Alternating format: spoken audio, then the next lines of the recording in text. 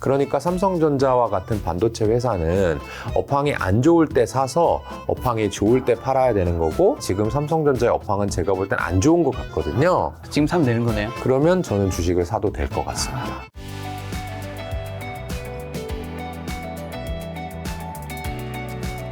김현준입니다. 오랜만에 나온 것 같아요. 그러니까요. 지난번에는 반팔티. 맞아요. 카라 티셔츠. 네. 똑같은 거 두 번 입고 오셨는데 오늘 이제 네. 다른 복장. 가디건까지 입었으니까 네. 지금 이제 좀 추운 날씨가 됐으니까 꽤 오랜 시간이 지난 것 같습니다.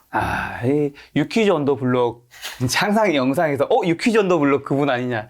제가 봤을 때 그 댓글은 또 달리죠? 계속 달릴 것 같습니다. 그게 진짜 3년이 넘었거든요. 근데 어떻게 보면 저는 대표님이 그게 등용문 같은 거였잖아요. 첫 그렇죠, 번째. 그렇죠. 유재석이 저를 이제 네. 이 TV 카메라 그러니까요. 앞으로 끌어들인 거죠. 어떻게 보면 첫 지상파 방송을 유퀴즈 언더 블록에서 유재석님을 통해서 탁 출연하면서 그럼요. 그 반응이 탁 터지면서 그럼요. 모든 사람들에게 유퀴즈 언더 블록 그렇게 언급되는 것도 그럼요. 참 기분 좋은 일 같다는 생각이 들어요. 어떻게 보면 다른 감사한 사람들은 어디서 첫 번째 출연인지 약간 잘 모르잖아. 그리고 그거를 가고 싶어 하죠. 가고 싶어. 근데 저는 사실 여러분들 네. TVN과 JTBC, 채널A, SBS 예능 4개 찍고 유튜브는 그 다음에 한 사람이에요. 그러니까 저는 사실은 급이 좀 있다. 알겠습니다. 저도 유퀴즈 언더 블록 나가고 싶습니다. 자, 본격적인 투자 얘기로 넘어가서 혹시 대표님 어쨌든 자사운용사 운영하고 계시잖아요. 네. 이제 몇 년 되셨죠? 2015년 1월에 이제 네. 등록을 했으니까요. 네. 9년 차네, 9년 차. 9년 차. 네. 2015년에 창업하신 이래로 작년은 그러면 네. 그 전에와 비교했을 때 좀 어떻게 달랐으며 작년의 투자 성적은 뭐 제 생각엔 대표님도 네.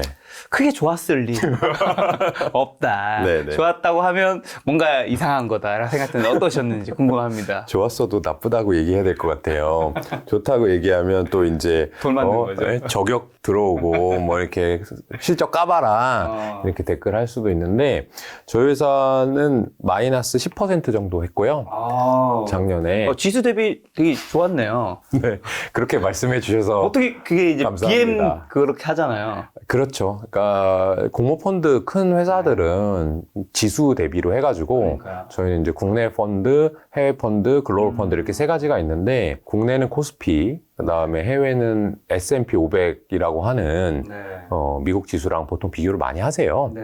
근데 국내도 한 마이너스 30% 지수가 빠졌고 그렇죠. 미국도 그리고 글로벌 저희가 비교하는 MSCI라는 지수가 있어요. 네. 그 지수도 그만큼 빠졌으니까 상대적으로는 잘한 건 맞는데요, 여러분들. 저는 그렇게 얘기하면 안 되는 사람이고요. 그렇죠. 뭐 고객이 돈을 운영하는 네, 사람이니까. 제가 저희 회사 고객을 받을 때 아주 엄격하게 정말 장기 투자 하실 겁니까? 이 돈 잃어도 괜찮습니까? 이렇게 하고 받는 것처럼 반대로 그 소중한 돈을 받았다는 거는 한 해도 잃지 않고 계속해서 잘 해야 되는데 항상 플러스여야 되는 그런 막중한 책임감이 있는데 작년에는 사실 실패했죠. 네. 혹시 그러면 실패한 뭔가 이유 및 반면 교사하면 좋잖아요. 뭐 그런 게 다른 분들한테 도움이 될 테니까. 네. 저희가 이제 마이너스를 많이 낸 이유는 뭐냐면 저희도 이 성장주 그리고 소프트웨어, 인터넷 이런 기업들을 좋아해요. 그리고 지금도 좋아합니다, 여전히. 그런데 그런 기업들 중에 이 2021년과 22년 초까지 해가지고 좀 이 언택트 시기에 어느 정도 각광을 받았던 그런 주식들이 있거든요. 그런 것들에 좀 취해 있었던 것 같아요. 그래서 이 기업들은 좋은 기업이니까 주가가 좀 올랐지만 그래도 가져가 보자.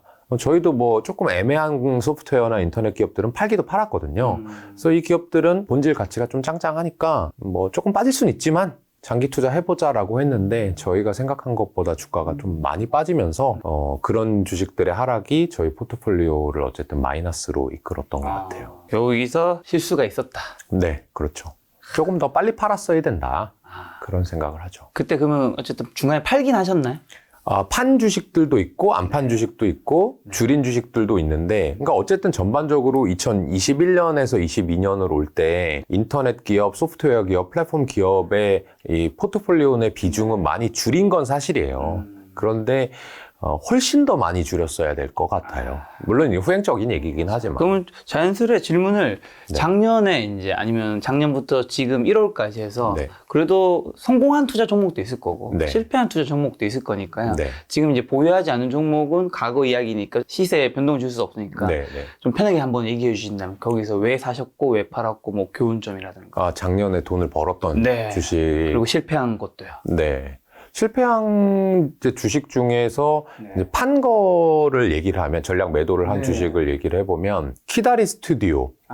근데 이거는 제가 정확히 기억이 나질 않아서 2021년에 팔았는지 22년에 팔았는지 정확히 네, 모르겠고요. 어쨌든 지금은 없다. 네, 지금 없습니다. 그리고 에코마케팅이라는 주식. 네네. 이 두 개의 주식을 팔았고요. 수익이 많이 난 주식으로는 덴티움이라고 네. 하는 임플란트 주식이 네.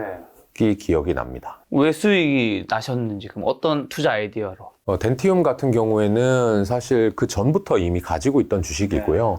21년, 22년에 계속해서 수익이 나면서 우상향해서 저는 이제 지금은 팔았는데요. 그 주식은 치과에서 임플란트 시술을 받을 때 시술을 해주는 분은 이제 치과 의사죠. 그렇죠. 근데 그 치과 의사가 사용하는 여러분들 실제로 이 치아 대신에 들어가는 그 물질을 만드는 게 임플란트 회사입니다. 근데 생각해 보시면 향후에 시간이 지나면 지날수록 고령화가 진행이 될 거고요. 우리나라 같은 경우는 이 임플란트 시술이 일정 부분 건강보험에서 보조를 해줍니다. 그러면 앞으로 이 나이 드신 분이 많이 늘어나면 이빨이 빠질 수밖에 없고, 그렇죠. 그러면 임플란트를 해야 되고, 네네. 그거를 나라에서 보조까지 해주고, 이게 우리나라의 사례이기도 하지만 제가 투자한 이유는 중국에서 중국. 또 잘 되고 있는 산업 중에 하나고, 미래 성장 동력이 훨씬 더 거대하죠. 중국에서 그렇죠. 이 사업을 하면. 그런데 이런 산업들은 많아요. 우리나라에서 뭔가 잘 됐는데 중국도 잘 되지 않을까? 그러면 중국이 잘 되면 이만큼 인구가 15억 명이니까 우리나라 5천만 명에 비해서 30배 더 큰 시장이야 라고 하는 산업들은 많은데, 실제로 그 나라에 가서 의미 있는 점유율을 가지고 돈을 벌어내는 회사는 많지 않아요. 근데 재밌는 게 이 임플란트 회사, 우리나라 1등이 오스템 임플란트라는 회사고요. 2등이 덴티움이라는 여기 회사인데, 2등이었군요. 네, 이 회사 둘이 중국에서의 점유율이 거의 절반 이상 차지합니다. 그러니까 이 중국이라는 거대한 시장에서 어느 정도 지배력을 가지고 있는 매우 매력적인 그런 업종이라고 생각을 해서 저는 이제 임플란트 회사를 투자해야 되겠다 생각을 했었고요. 근데 생각해 보시면 2020년, 21년, 22년 동안 우리가 아직까지도 이게 해결되지 않은 코로나19 때문에 문제가 많았잖아요.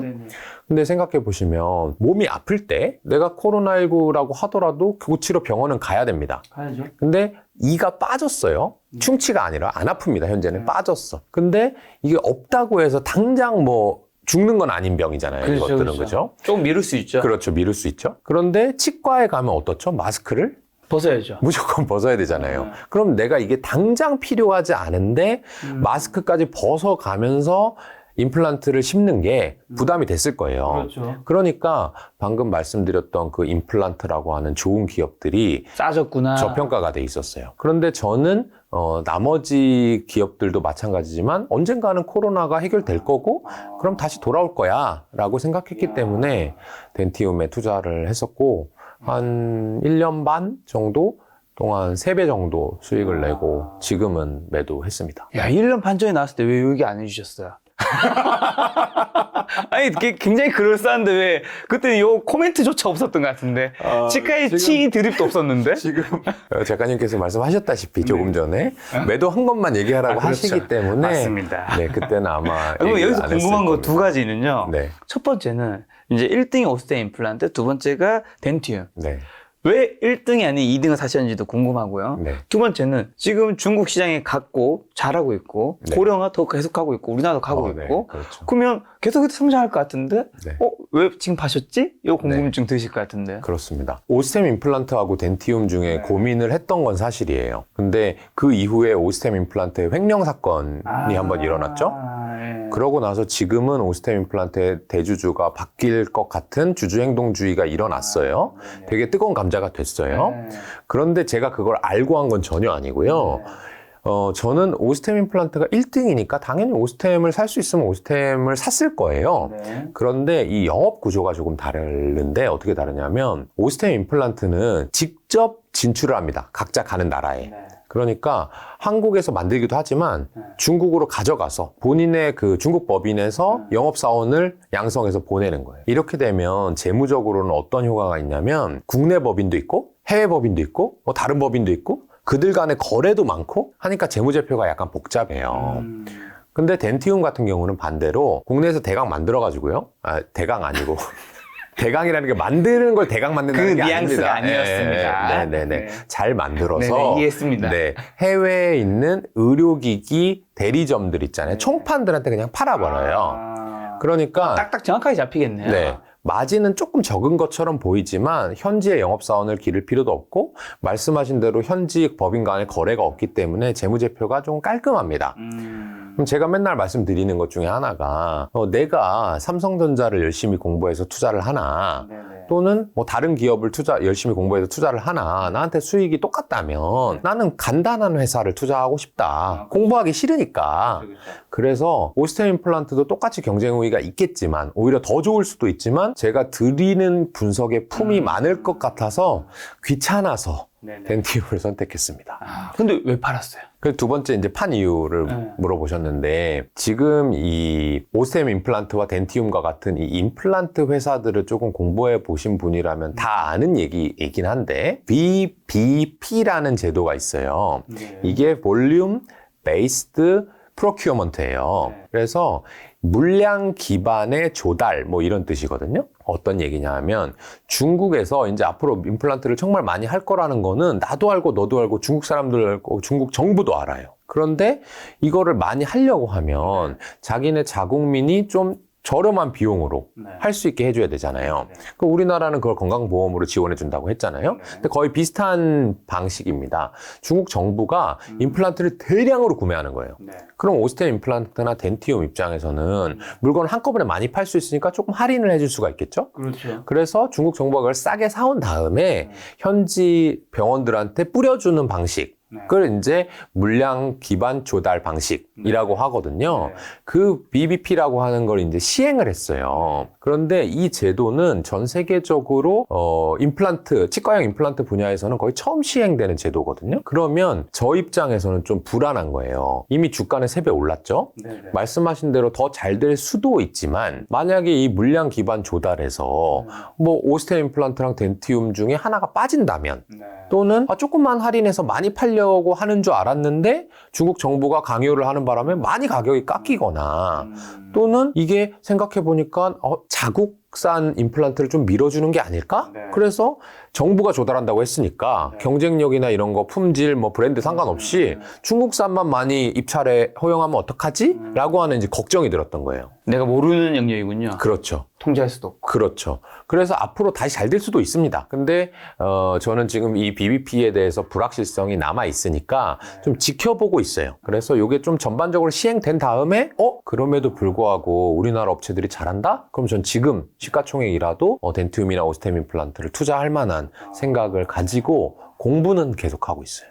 요 대표님이 논리 구조를 배우면 우리가 투자를 다음번에 할 때 되게 접목하기 좋겠네요. 요거를 숫자로는 바꿀 수 있어야 돼요.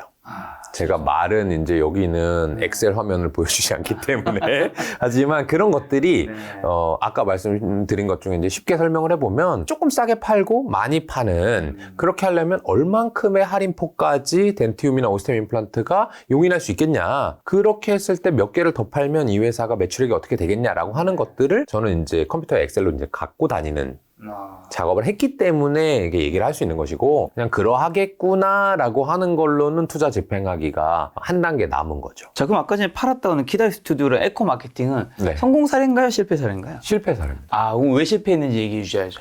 왜 네. 사셨고도. 근데 이제 먼저 그 성공과 실패를 정의를 해보자면 네네. 저는 돈을 벌었다고 해서 성공이고 돈을 잃었다고 해서 실패라고 생각하지 않아요.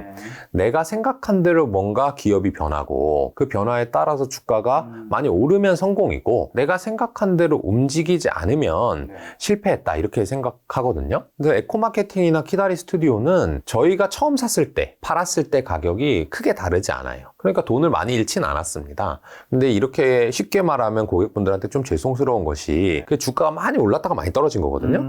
그럼 많이 올랐을 때 가입하신 분들도 있을 거잖아요. 그렇죠. 그분들은 본인들의 손정한 돈을 넣었는데 키다리 스튜디오나 에코마케팅 주가가 떨어지면서 어쨌든 본인의 돈을 아까 말씀드렸던 10% 정도의 손실을 봤을 거기 때문에 마음이 안 좋죠. 그래서 뭐 그런 말씀을 일단 드리고 시작을 하고 싶고요. 키다리 스튜디오는 이 웹툰을 합니다. 그래서 웹툰을 제작해가지고 본인들의 플랫폼에 올리고 그것을 구독하는 고객들의 돈을 받아가지고 성장을 하는 그런 회사고요. 이 회사를 샀을 때는 이 우리나라 웹툰 시장이 많이 커져가고 있을 때였어요. 그래서 뭐 네이버 웹툰, 뭐 카카오 웹툰뿐만 아니라 웹툰이라고 하면 사람들이 거기다 돈이나 시간을 들이는 게 아주 많았던. 저 하루에 2,000원 씁니다, 매일. 자기 전에. 하루요? 진짜 하루에. 왜냐하면 그 다음 거를 미리 보기를 보려면 네. 돈을 한 네이버든 다음이든 200원씩 내야 되거든요. 네, 네. 그걸 하루에 한 10편을 보고 자요. 이 스트레스를 해소하면서 기절하는 거죠. 그러니까요. 그러니까 유튜브랑 비슷한 게 유튜브도 제가 작년에 이제 실적을 보니까 2022년 처음으로 시청 시간이 줄어들었어요. 일반적으로는. 쇼츠로 많이 가서 전체적으로 성장을 했는데 어쨌든 그런 것처럼 이 웹툰을 막 많이 볼 때는 키다리 스튜디오도 잘 되고 네이버 웹툰도 잘 되고 카카오 웹툰도 다 잘 되고 막 이렇게 다 같이 잘 됐단 말이에요. 근데 어느 정도 이게 시간이 지나고 나니까 코로나가 이제 끝날 것 같아. 리오프닝 됐어. 내가 맨날 집에서 웹툰만 보다가 이제 웹툰 볼까? 유튜브 볼까?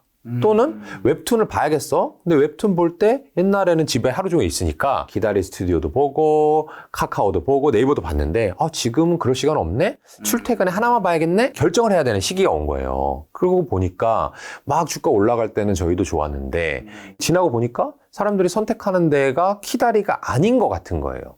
시간이 줄어들었을 때는 네이버라든지 카카오 쪽으로 많이 기울더라고요. 그래서 이거는 우리가 주가가 올랐을 때 좀 사람들이 환호할 때 팔았어야 되는 그런 주식이 아니었나. 너무 비쌈에도 불구하고 가지고 있어서 결국에는 다시 하락했다라고 하는 경우고요.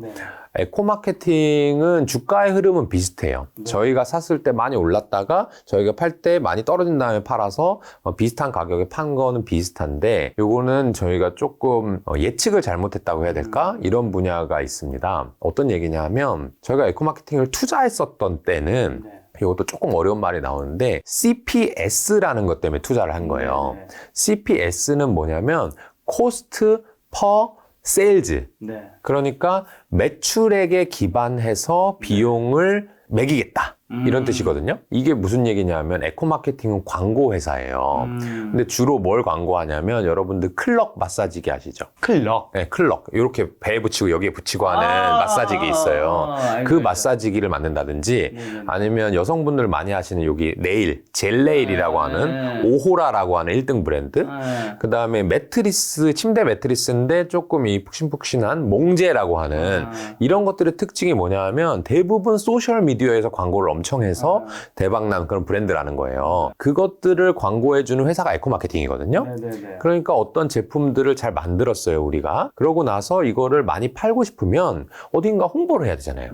그러면 요새는 잘 나가는 게 주로 뭐 유튜브, 인스타그램, 뭐 틱톡 이런 소셜 미디어니까 여기다 광고를 하시는 분이 많아진 거예요. 그래서 에코마케팅이 회사가 많이 커졌고 지금도 그거는 아주 잘하고 있습니다. 그런데 여기에서 이제 조금 어렵게 들어갑니다.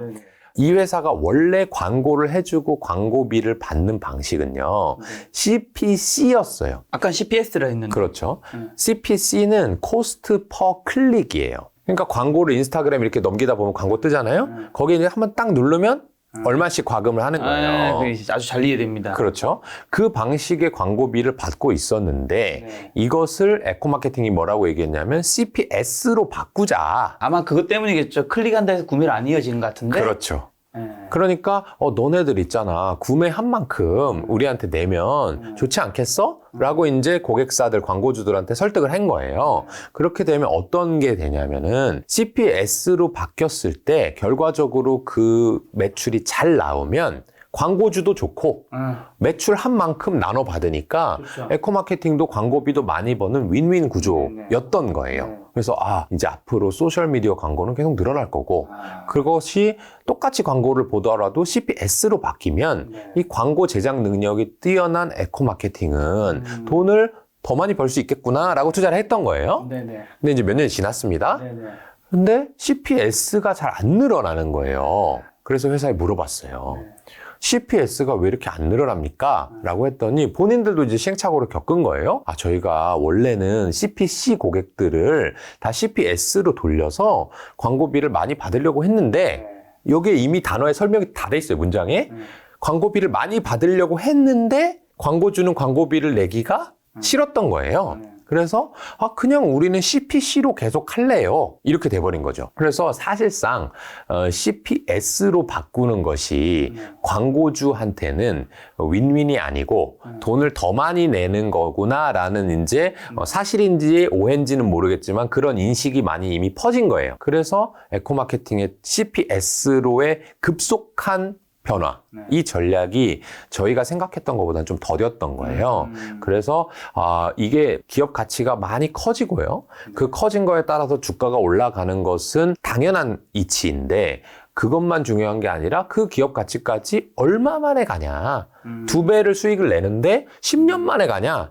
1년 만에 가냐는 기간 수익률로 따지면 너무너무 큰 차이가 있잖아요. 그래서 저희는 이 기업 가치가 변화하는 속도도 중요하게 생각하거든요. 그래서 에코마케팅을 이제 팔게 되었고요. 저희가 이제 반면교사로 삼는 거는 이런 거죠. 첫 번째 이 키다리 스튜디오에 대해서는 어떤 업종이 호황을 맞이할 때와 불황을 맞이할 때, 그러니까 웹툰을 사람들이 보는 시간이 늘어날 때와 줄어들 때는 정말 다른 국면이 펼쳐지더라. 늘어날 때는 1등, 2등, 3등 다 좋은데 줄어들 때는 예를 들어서 밑에서부터 줄어들겠죠. 재테크 유튜브도 마찬가지입니다. 네네네. 요새 김 작가님 너무 잘 아시겠지만 재테크 유튜브가 그렇게 좋진 않아요. 전반적으로 좋진 카테고리 않습니다. 중에서는. 맞습니다. 그런데 상위에 있는 김 작가 TV는 여전히 잘 나간단 말이에요. 네, 적당히 하고 있습니다. 네. 그래서 이 아래에 있는 채널부터 어려워져요. 그걸 이제 우리가 새삼 깨달은 거고요. 에코마케팅 같은 경우는 회사가 어떤 전략을 펼친다고 목표를 세웠다 해서 그대로 받아들이면 이게 안 되는구나. 시간이 지나면 지날수록 그 전략이 잘 되고 있는지 안 되고 있는지를 계속해서 추적 관찰하는 게 정말 중요하구나라고 이제 다시 한번 깨닫게 되는 계기가 됐어요. 어떻게 보면 키다리 스튜디오는 사람들의 생활 패턴에서 이제 물리적인 시간이 줄어들면 네. 그게 연결된 거잖아요. 매출액이랑. 그렇죠. 에코마케팅 같은 경우는 기업의 방향성을 이제 그분들 입장에서는 아주 솔직하게 이렇게 가고 싶어서 말씀했겠지만 네. 기업조차도 그게 본인들이 원하는 방향을 못 갈 수도 있다는 걸 그럼요. 우리가 인지를 하고 있어야 된다. 네, 맞습니다. 다른 채널에서도 봤었는데 아까 또 삼성전자 언급을 해주셔가지고 네. 삼성전자 주식은 사실 너무 많은 일들을 하고 있어서 잘 네. 모른다. 네. 그리고 또 그럼에도 불구하고 삼성전자 종목에 대한 의견을 살짝 주시던데 네. 워낙 국민주니까요. 네. 왜 잘 모른다고 얘기하셨는지랑 그래도 개인적으로는 좀 어떻게 보시는지. 이게 아까 내가 드리는 품 대비해가지고 똑같은 수익이면 품을 좀 덜 드리고 싶은 이 배짱이의 마음으로 투자를 안 하고 있는데요. 삼성전자는 이제 반도체 사업부 있죠. 디스플레이 자회사 있죠. 휴대폰 사업부 있죠. 가전 사업부 있죠. TV 사업부 있죠. 최소한 이렇게 5개 이상 있어요. 가전과 TV는 다른 건가요? 제가 그 부서가 나누어져 있는지 모르겠는데 가전제품은 주로 이제 냉장고, 에어컨 뭐 이런 거고요. TV 같은 경우는 디스플레이 패널을 가지고 하는 곳이니까 정확히는 모르겠어요. 근데 제 처가 다니는 이제 L전자 같은 경우에는 나누어져 있어서 제가 그렇게 이제 이해를 하고 있는데 어쨌든 정확하진 않습니다. 이건 그렇게 크게 중요하지도 않고요. 여러분들. 어쨌든 삼성전자 여러 개 일을 여러 하고 개 일을 한다. 우리나라에서 제일 큰 회사다. 그런데 제가 예를 들어서 이랬다고 해볼게요. 나는 공기청정기에 대해서 분석을 하고 싶어.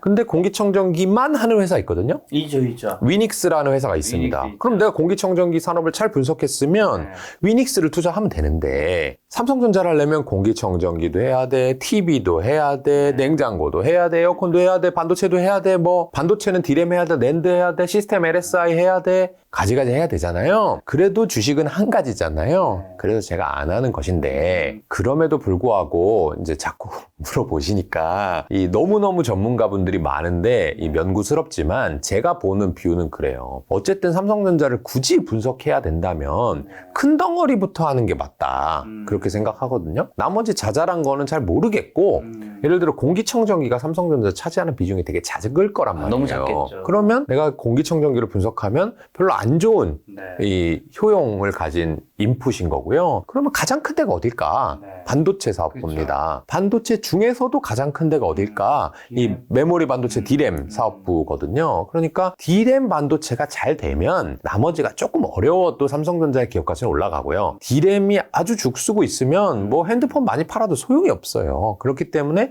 D램이 중요하다. 그러면 D램에 대해서 한번 생각을 해보자.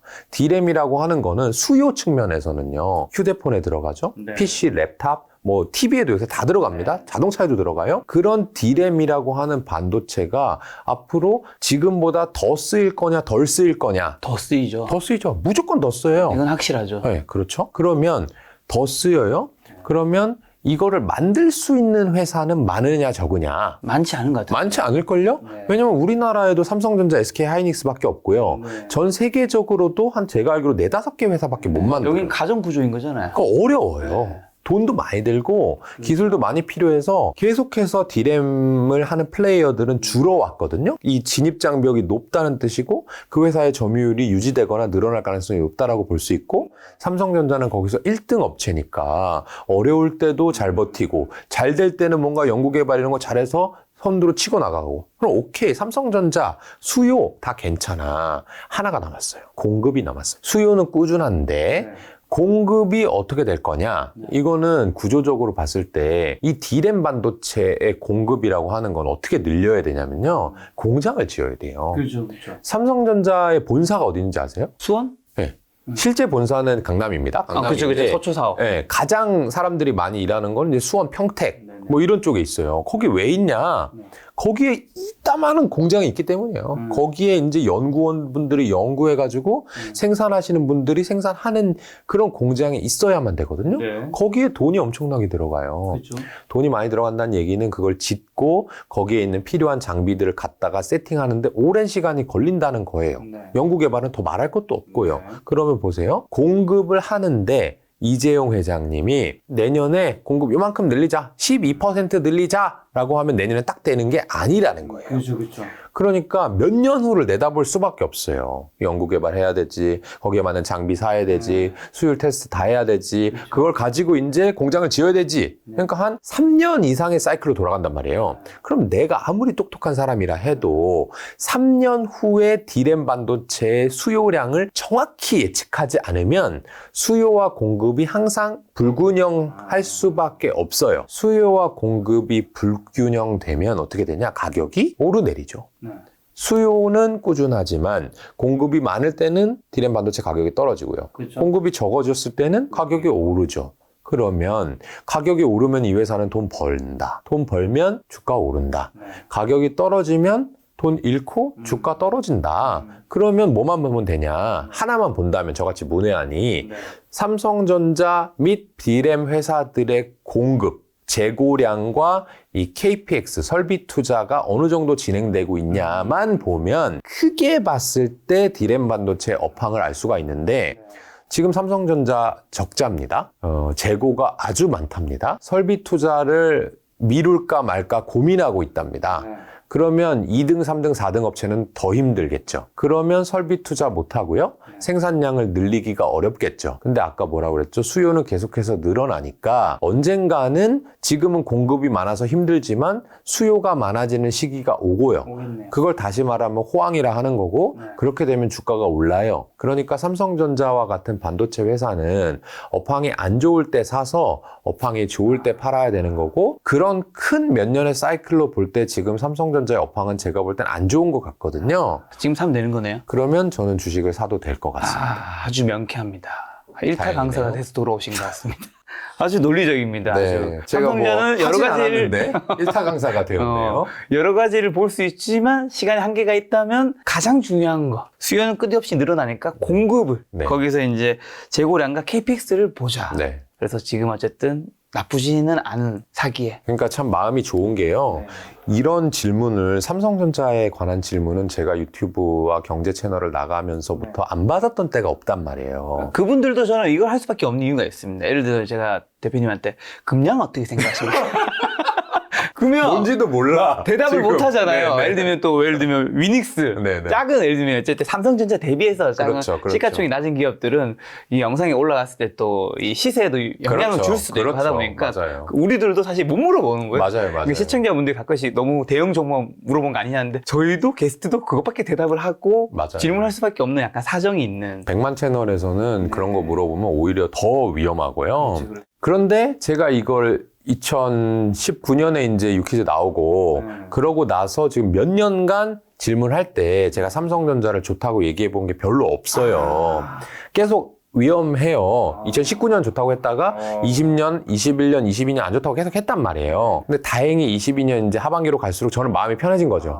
왜냐면 나쁘게 얘기하면요. 갖고 있는 사람이 싫어해요. 그렇죠. 근데 좋게 얘기하면 어쨌든 좋아하시는데 저는 그렇다고 해서 안 좋게 생각하는 걸 좋다고 얘기할 수는 없잖아요. 그래서 물어봐 주셔서 감사합니다. 지금은 마음이 좀 편합니다.